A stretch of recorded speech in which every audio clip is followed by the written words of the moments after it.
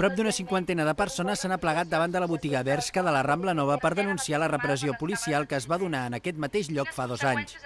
El 7 de gener de 2009, el col·lectiu feminista Cau de Llunes tenia previst realitzar una sèrie d'accions per criticar la pressió estètica a la que algunes marques de moda sotmeten al sexe femení.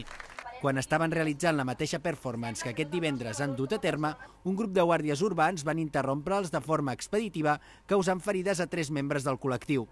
Aleshores, un acte que havia de durar menys de 5 minuts i que era una performance molt senzilla, era la lectura d'un manifest mentre una altra de nosaltres estirava al terra i se seguia la seva silueta amb guix, va acabar amb una repressió brutal per part de la Guàrdia Urbana i amb 3 acusacions de desordre de l'autoritat que encara estan pendents d'una resolució i els agents del cas encara no s'ha dut a terme el judici. Arran dels fets succeïts fa 2 anys, encara pendents de sentència judicial, va néixer la plataforma cívica Aturem els abusos de la Guàrdia Urbana, que ha participat també en l'acte reivindicatiu, demanant al consistori que posi fi a les accions de violència que, segons els manifestants, protagonitza de forma reiterada la policia de la ciutat.